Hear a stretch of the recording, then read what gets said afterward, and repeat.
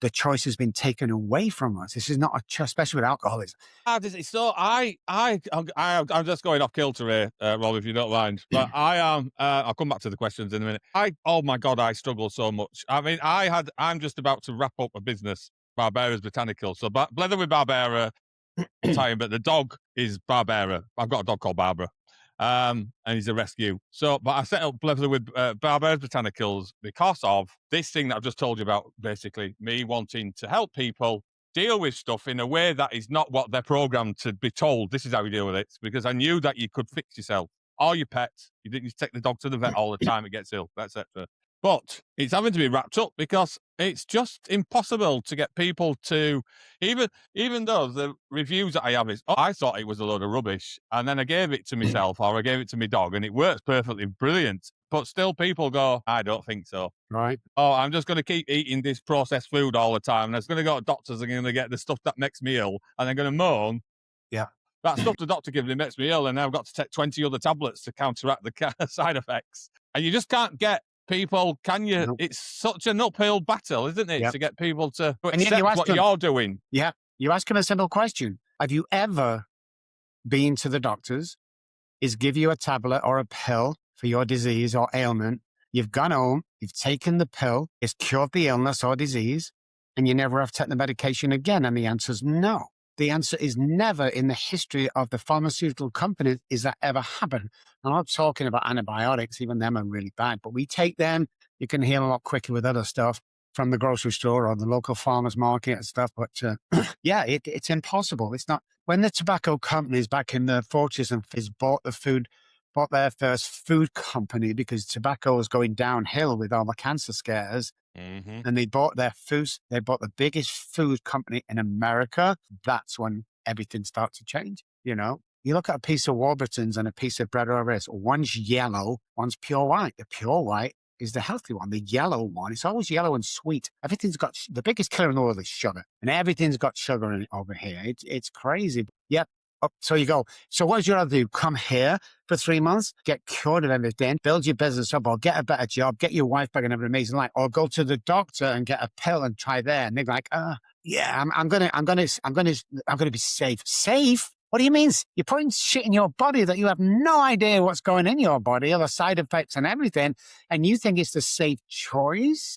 Yeah, I've stopped speaking at places for that. I used to do a lot of conferences. I'm speaking, God bless them, to ignorant people. Like, you know, when we talk about alcoholics are born and drug addicts are made, you know, my sponsor, I'm not talking about your sponsor, I'm talking about real medical advice and research. We spend $1.6 million over the years researching this stuff. Can you believe what your guy who keeps relapsing talks about?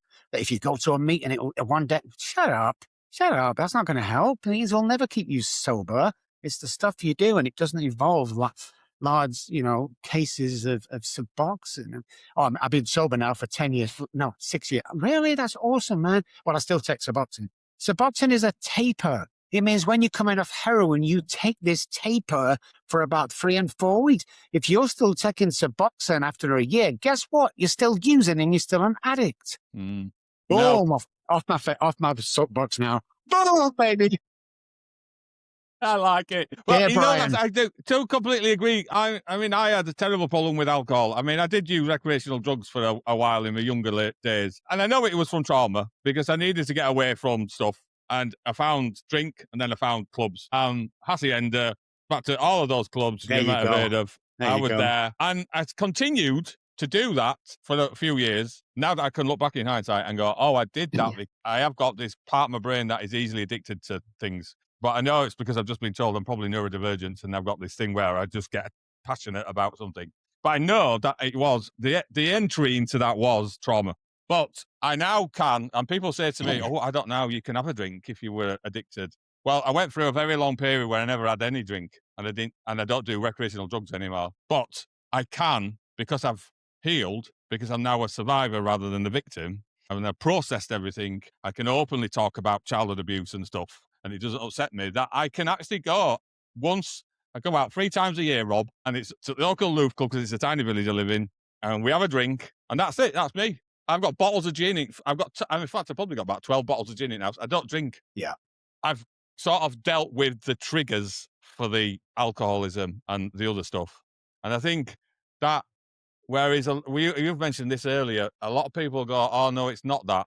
You know, it's not because I'm filling my belly with crap food that I've got heart problems. It's because my dad had heart problems. Instead of admitting what it is, really. And I get that, because it's sometimes trauma is traumatic to deal with. It's really difficult, isn't it, to process it when you're an adult, because you've learned over the decades to go, well, I'll just lock that away in a little box at back and it's all Yeah. fine.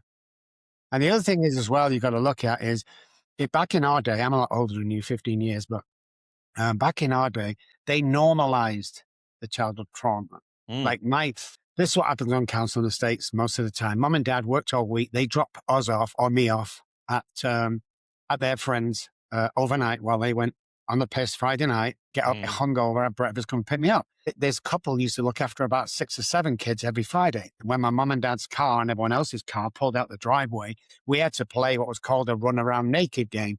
And the adults would be undressed and we'd be naked, run around and tickle. I didn't know that was sexual abuse because it was normalized. And then when I finally said to my mom, "What's going on here?" I got, remember the skulls back in their wooden shoes, skulls. I got hit with that a couple of times and sent up to bed. God. When the priest molested me, I did the same, got hit and I got sent. It's like it's normalized. And today, you know, people still think that childhood trauma is a crash or a divorce or a scar or, you know, somebody, bullying. It is, but it's all of the above intensely with somebody else. Alcoholics are more sensitive to trauma than drug addicts, for instance, because of the hypothalamus, basal ganglia, and the amygdala, 3 parts of the brain that differ. And the more knowledge with the neuroscience coming out, the quicker you can fully recover from all that crap that you're going through. But you need somebody who knows what they're doing. We even have software now. We call it, I have 4 companies. It's a Breathbox Studio, and it's a subliminal messaging software. It's unbelievable because the conscious brain is today and the subconscious brain is all this shit that you've been carrying. But we never deal with that stuff. I say to people, have you ever hit a deer? Because we have deer in our yard every day. Have you ever hit a deer but not died? What happens to the deer is very, very important. The deer will lay still on the floor for a couple of seconds. Then it will jump to its feet. What it does next is a miracle. It will shake violently for several seconds and it'll run on. That shaking violently has just shucking off all that trauma it's been through. So tomorrow, same time, might be hit by the same car. Who knows? Human beings don't do that. They stuff it down in the subconscious brain, and all of a sudden it explodes. And if you don't deal with that, you'll do something crazy, always. No. Right. I'm going to just get back on track if you don't mind, because I will just go off on a kilter because I know what my brain's like. So at your lowest point, who were you? A piece of shit. Nobody. Didn't exist. Embarrassment to my family and my wife. You know, just this imposter syndrome, this tramp, this vagrant, all of the above. You know, everything had been stripped away, which the most important thing you can strip away from somebody is their identity. And unfortunately, I got taught to lie at an early age by my mom when people call the house, you know, where do you live? If you ever say the risk, you'll be in big trouble. You know, say, "Count, we live on the posh houses." And, you know, so that was it. I mean, everything. I was not a father because my eldest daughter disowned me. So yeah, I was the crap on the floor. That's how I can only describe it. You know, it's the lowest of the low. It's very telling that I love to talk to anybody, but I particularly love talking to survivors, Rob, because you get a much more open discussion about terrible stuff that lots of us have gone through. Lots of us out of that lots will never talk about anything ever. And when we do survive and we come through the other end, we not only have empowered ourselves to become stronger and confident and assured, but we also empower everybody else around us as well, because it's infectious, isn't it? Because sometimes you might not even realize that your best friend of 35 years went through exactly what you went through. Yeah. And then until you go, well, I'm going to, like you've just done, candidly talking about stuff that is upsetting, it can be. And then they go, oh, do you know, I haven't told you this, but, and then you have a knock-on effect, don't you? And before you know it, you've got a structure of people that are all supporting each other in a way that you're never going to get when you pretend that everything's okay. Do you know that bloke that you saw pub, or like my old friends that went from just clubbing to complete drug addictions and destroyed their own lives. And they say, yeah, but I love it. That's why I do it. I don't think that's the case. I think you've lost control. Well, how were you out of it? Well, because I sought help. I went and got help because I knew I couldn't continue because I was going to die. Well, thanks for that. You say addiction isn't about drinking or drugs. You might have touched on this. So what is it really about then, addiction? So alcoholics, we've traced it back to a fetus level. Hypothalamus, basal ganglia, and the amygdala, the hypothalamus being the key because it hijacks the brain. It's our survival part of the brain. As drug addiction is the addictive personality, where the basal ganglia comes into play. So we do something often enough that then we become to depend on it, and they become, all of a sudden you're this drug addict. 4% of people that come to us who are women, who are soccer moms, started their drug addiction, heroin, crack cocaine in the doctor's office when they be put on pain pills for the back. So that's how we know the difference. So alcoholics are born this way. So a lot of people don't know that you can't drink yourself into becoming an alcoholic, but you can take enough drugs to become a drug addict. The only problem with alcohol is that the label, Johnny around the corner, he drinks 2 bottles a day, he's an alcoholic. Well, the truth of the matter is alcoholism is the only self-diagnosed illness in the world. 10 DUIs do not make an alcoholic, 10 warnings from the doctor. The guy next door drinks more than it's nothing to do with that. So drug addiction, they both show up the same, they're both just as nasty, but you can be cured from addiction, that you can be fully cured, 100% cured. Yeah. When we reform brain patterns and stuff like that, whereas alcoholics are a little bit more difficult. Again, people don't know this just because of lack of knowledge. One of the reasons I started standing up some 13, 14 years ago and fighting against the medical system is because of that. I was sick to death of watching people die inside the rooms of AA and more outside the rooms of AA because I knew that the brain wasn't hardwired. And I'll tell you how I come to this before we did all the research on it. A mouse died an off license on liquor store, 5 o'clock in the morning. Look, it's a corner shop, so he sells newspapers and stuff. Can't open at 5 a.m. Definitely can't sell liquor at 5 a.m., but he does to me because he knows the state. I'm outside, it's snowing, I got a vest on, string vest, shorts, flip-flops. It's snowing and I'm sweating profusely. I can't really talk because I'm that bad in the DTs. And he opens the door, I slide in, he closes the door behind him. And for whatever reason, and I think it was to teach me that the brain, alcoholism is not somebody who drinks too much alcohol. As I got to the counter and put my $10 and my head was banging and he put the bottle on the counter and this is what happened. Hey, buddy, headaches went, shakes went, sweaty stopped, great mood overnight, not even opened the cap, just held the bottle. It was like slow motion to me. I looked at the shopkeeper, I looked back and I went, holy shit, it's not the alcohol. And that's when we come up with the phrase many years later that alcohol has 1% to do with alcoholism, and the same with any other addiction. It's not the problem. It was my solution at the time. I never had a drinking problem. I always had a thinking problem. I get that. I've recently read, I don't know the names of the medical papers, but I read recently that addiction isn't so much as it used to be in the days. People go, oh, they're just a smackheads or whatever, just an alky. There's no help for them, just leaves them and into gutter. And now the thinking is actually addiction is a psychological symptom of an undealt with 100%, issue. 100%. And it's just as a symptom we've got when we got an upset belly. Yeah. Or we've got liver failure. But people struggle. I try to talk to people about this and they really struggle to get their head around. And it's that old indoctrination thing, aren't they? The smackhead, the gluey, the alky. And now that I've come through it and I do more of these and I speak to more people, I'm thinking, well, actually, there is a lot of truth behind this because you just doing that and saying you got your hand on the ball. I remember the times when all I needed to do is just get hold of the ecstasy tablets for the Saturday night and the anxiety that I had, thinking, oh my God, I need this. And then you get them and it's the day before and you're like, right, okay, that's fine. I know that I'm going to have a really good Saturday night now. Well, we did some research on that. What we did is we had 10 friends that were always relapsing. And we asked them, Blayton, next time you relapse, can you not go underground? Can you give us a call? We'll pick you up. We'll buy your head and chest. We'll take you to the dealer or the liquor store off license. We'll buy the stuff for you. We'll drive you back home when you go back in the house. And that's it. We'll buy the stuff for you.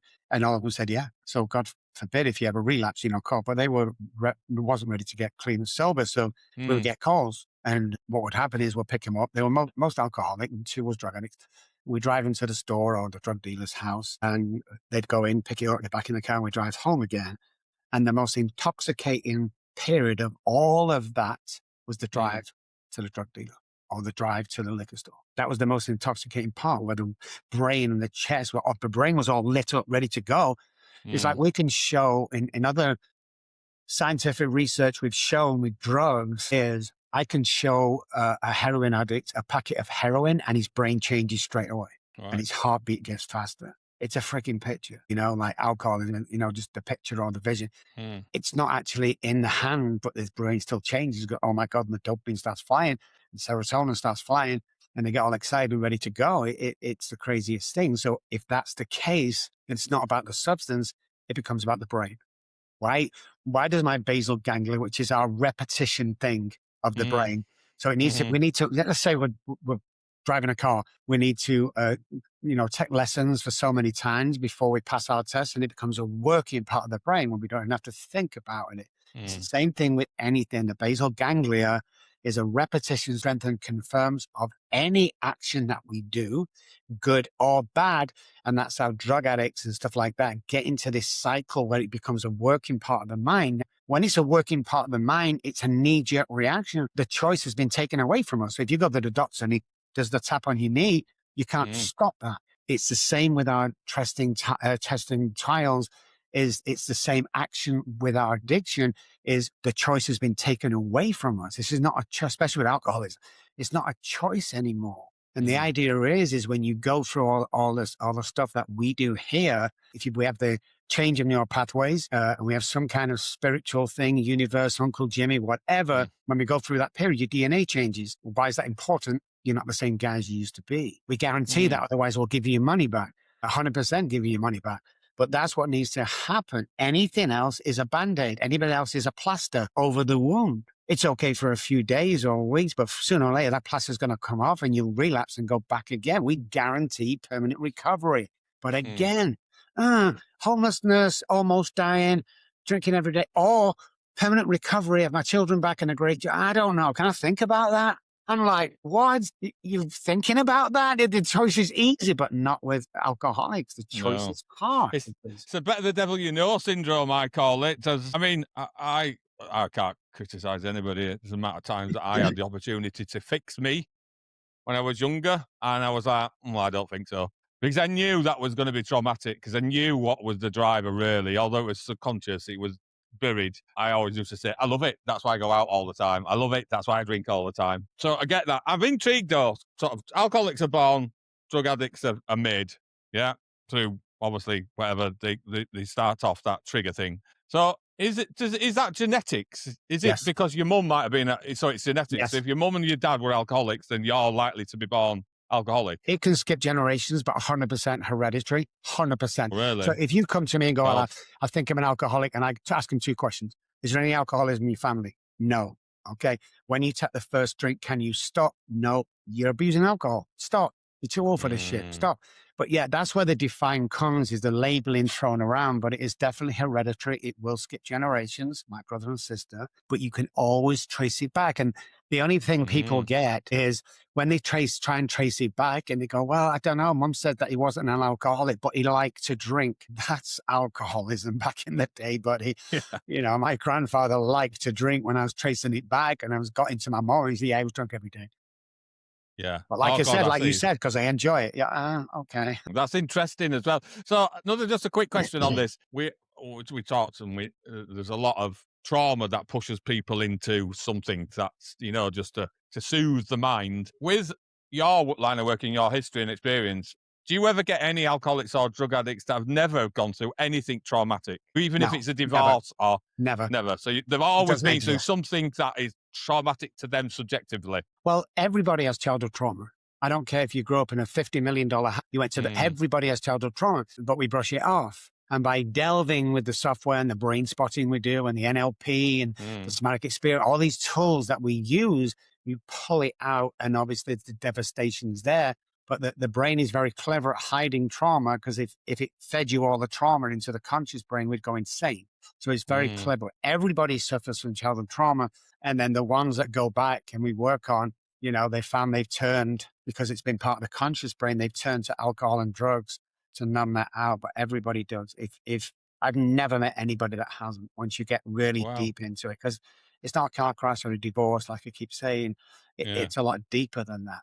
Wow. I mean, that's blown my mind, that, because obviously from a person that's got sexual abuse as a boy and all, similar to you, it sounds like, very similar, working class and all of those things, and an abandoned dad and things. So, yeah, wow, that's blown my mind. I mean, there's been a lot of people that might be watching this that might go, well, damn it, I'm going to have to deal with this thing, because it does 100%. sometimes, yeah, it pops up and you do have to deal with it eventually. Right. So what was it, exact moment, Rob, you realised you had to change or you'd die?